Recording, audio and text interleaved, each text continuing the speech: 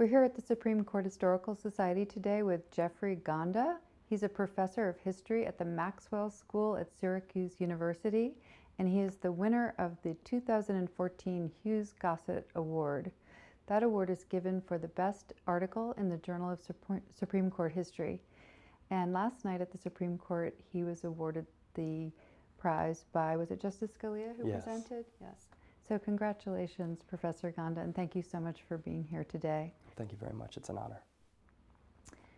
So Shelley versus Kramer is a well-known landmark case in civil rights history. What made you decide to go back and look at this particular case in depth? So I really became fascinated with the ways in which legal cases could draw out incredible stories, particularly from African American communities, but also the civil rights movement, which was really what I was interested in studying. And I knew that I wanted to look at this era right around the end of World War II and in the decade before Brown versus Board of Education, and try to understand the sort of swirling currents of politics, law, social and demographic change that were all going on in this moment. And housing really seemed like a perfect way to do this, to try and focus in on this issue of urban segregation. And so I looked and saw this case of Shelley v. Kramer, and it looked like an important case. But I soon found that there hadn't really been a full book-length treatment of this in more than 50 years. And so that obviously piqued my interest, and I started digging into it from that point on. Who were the Shelley family? Where did they come from? And why were they looking to buy a house in St. Louis? So J.D. and Ethel E. Shelley and their 6 children lived just outside of Starkville, Mississippi. And towards the end of the Great Depression, they ultimately became part of what we now know as the Second Great Migration, fleeing the Jim Crow South and heading towards greater opportunities in the North and West. And so they ultimately set out for St. Louis in pieces. J.D. Shelley resolved to leave Mississippi in 1939, shortly after he witnessed the beating of a young family friend of the Shelleys, a young woman who was working as a domestic worker by local police. And he knew at that point that he really wanted to get his children away from the Jim Crow South, and so he left for St. Louis. And after about a year and a half of working odd jobs, he was able to reunite the family towards the end of 1940. For the next several years, they bounced around to a number of different apartments that really struggled to hold such a large family. There was a huge housing shortage in St. Louis and really all over the country at this point. So by 1945, they had ultimately decided that they wanted to purchase a home of their own, and they'd saved up enough money to do so. But what really sealed the deal was when their daughter Letha narrowly escaped being assaulted on the way home from school one day. And at that point, they really knew that they needed to try and find a safer neighborhood. And so they began to set out on a search for a home full-time. They ultimately bought a house that had a racially restrictive covenant. Why would they look for a house in a white neighborhood? And how were they able to purchase a house with a covenant? Sure. So as they're trying to navigate this real estate market, they ultimately go to their pastor, who was a part-time real estate dealer in his spare time at the local Church of God in Christ. And so they go to him and say, all right, can you help us to find a home? We know that you're tapped into the real estate market here. What is there that's available? After about a month of showing the pretty meager offerings for African-American purchasers in the city, they're frustrated. They can't find any place that they are going to be able to live. And then finally he says, well, you know, there is this one place over on Labadie Avenue, and I can take you over there and we'll take a look at it. And so they go and they see that there are actually African-American children playing on the block, and that there are black homeowners who are ensconced in this neighborhood.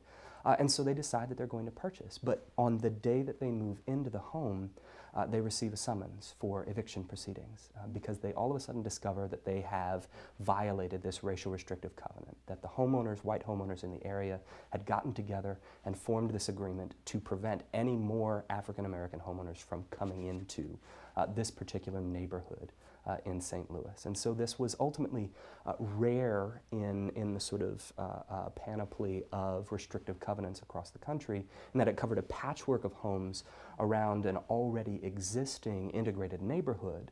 And Ethel Shelley would say that, you know, had she not seen African Americans living on the block, she would not have really been interested in purchasing in this area. So that was part of what sold her, was that she was trying to move next door to another African American family. But all of a sudden she finds herself facing this racial restrictive covenant, and she realizes that she and her family are about to be evicted. So who were the Kramers? Who opposed them buying this house, and did they sue them?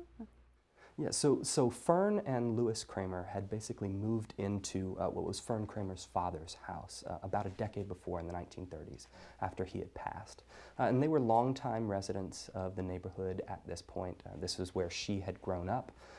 And they were close friends with a local baker named Emile Koob, who was the head of the Marcus Avenue Improvement Association, which was a white neighborhood homeowners group that was really invested in maintaining the white majority that was in this region of St. Louis. And so he ultimately goes to them, says, you know, we are trying to enforce this restrictive covenant. Would you be willing to serve as our lead plaintiffs here? And they say yes, and they remain really engaged in the process. They're attending all of the hearings, they are testifying in the case, and so they really remain engaged throughout. So the Shelleys needed legal representation. How did they find a lawyer? Who did they choose? Sure. So at the outset, they were really just confused. They were trying to figure out how this could happen. How were we able to purchase the home, and now you're telling us that we're about to be evicted? And Mrs. Shelley talks about this as, I just wanted to figure out what was going on. And so she goes to her realtor. She goes to her pastor and realtor and says, what is happening, and can you help me? And so it turns out that he had never really informed them that there was this restrictive covenant covering the property, right? Yeah, that was sort of dubious, and this is going to land him in hot water before the Missouri Real Estate Commission for his actions here. And so he ultimately then says, okay, well, look, what I'm going to do, I'm going to talk to these other African American realtors in the area, and we'll get together and we will pay for a lawyer for you. And so they ultimately enlist the aid of George Vaughn, who is this longtime civil rights advocate in St. Louis. He's one of the more notable figures in the local community. He's been a politician, a civil rights litigator, and a local community leader. Is known as a great orator, as somebody who can really pack the halls of the local YMCA whenever he's speaking and really get people fired up. And so all of a sudden he is now stepping in to take over their case. And he's also, however, going to have to navigate being paid by these realtors who have sort of pushed the Shelley family onto the front lines of this battle over urban segregation. When you started your research, did you realize that you would be exploring tensions in the local Black community and their impact on legal activism, or did that come as a surprise to you once you had your research well underway? You know, this really came as something of a surprise. I sort of anticipated going into this study of Shelley v. Kramer and finding it to be a fairly traditional civil rights case where the NAACP is deeply involved from the start, and people have some disagreements, but they ultimately are all pursuing the same goal. And as I began to dig into this, it pretty quickly became apparent that that was not the case at all here. And that there were these remarkable tensions and disagreements over how this was going to work, and the ways in which realtors were becoming involved in pushing this case forward, really over the NAACP's objections. And so all of this really quickly came out. And so teasing out these dynamics of how local communities and how local actors are shaping and influencing and affecting the trajectory and pace of litigation and legal reform more broadly really became one of the central goals of my work. Tell me about how the case made its way up to the Supreme Court and about the appellate process. Was the NAACP involved at every step of the way? So the NAACP really doesn't like the Shelley case. This is something that this group of realtors in St. Louis ultimately decides that they are going to push over the NAACP's really strong objections and at certain points in the process, active efforts to try and undermine the case. So the NAACP really does not want to be left out of the loop. They've got a couple of test cases that are percolating through the courts in California and in Illinois that they've been building for years and that they really are confident are going to be their best potential shots at getting a victory at the Supreme Court. And since they're investing so much time and money into these litigation campaigns, they really want to make sure that it is a hand-picked case of their choosing that is ultimately going to make it to the Supreme Court. And Shelley is very much not that, right? They have not really had any say in this development at all. And so they pretty actively try to dissuade George Vaughn and these realtors from moving forward. But the realtors are saying, well, we're not really willing to set aside the Shelley family's desires or our own financial interest in seeing this issue adjudicated. And so they try and push forward. And at that point, the NAACP starts trying to convince various groups like the ACLU to not go along with this case. Say, look, this case is going to lose. This is not the one that we want to take to the court. This is going to be dangerous to our overall efforts. So please do not support it. But in the end, they realize that these brokers, these real estate brokers, are going to go forward with or without their consent. And so they decide that they are going to grab the closest case that they can, which is ultimately one from Detroit. And that they are going to put this up alongside the Shelley case and go up to the Supreme Court, really alongside but not in full cooperation with George Vaughn and these realtors from St. Louis. Interesting. But ultimately, they were victorious before the Supreme Court. Can you tell me what was the vote breakdown? Was it unanimous? So it was unanimous, but interestingly enough, it was actually a 6-0 decision. 3 of the justices recused themselves from the case. Though they didn't explain why, it was generally understood that it was because they each owned covenanted properties, which sort of gave an indication of how far covenants really reached and how deeply they cut through a lot of American society. Observers in the court at the time, because the Shelley case was so important, said that the only empty seats in the Supreme Court chamber as these cases were being heard were these 3 seats that had been occupied by the justices who sort of stood up and walked out when the case was called. So it is this sort of remarkable moment that seems to throw the entire future of the case in doubt when it happens.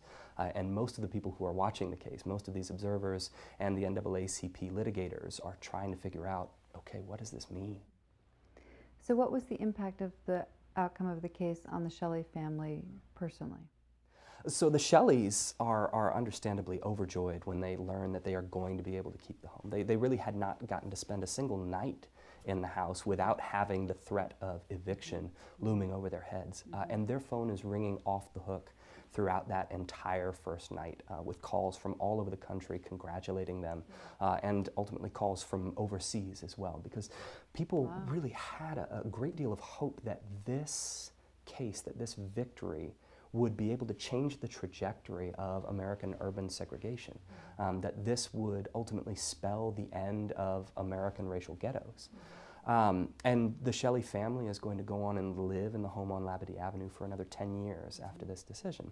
And so one of the points that I make in the article is that as we are trying to understand the ways in which legal history and civil rights movement history are overlapping and intersecting, what we can draw out of these stories of the law, and the ways in which the law is affecting the daily lives of African Americans and Black communities across the country, is by looking at individuals like the Shelleys, is by starting in their homes on the night when these Supreme Court victories come, by looking at the next decade of their lives that they are able to live in these areas. And then we can really begin to see what this means, that this is something that is not an abstract set of ideas, but that is tangible and very real in their lives. So I understand that you are expanding this article into a book. Yes. Tell me about that. So this research is going to be appearing in a book that is coming out from the University of North Carolina Press through their Justice, Power, and Politics series this fall in October. And the book is called Unjust Deeds, the Restrictive Covenant Cases and the Making of the Civil Rights Movement.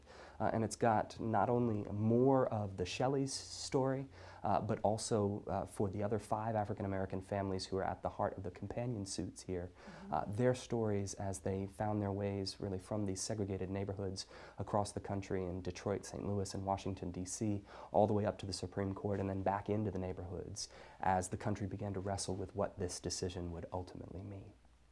I look forward to reading that. Thank so you it very comes out in much. October? It does, yes. Well, thank you so much for being with us today, Professor Gonda. Thank you. And congratulations on winning the Hughes-Gossett Award. And thank you. It's a tremendous honor, and thanks for having me.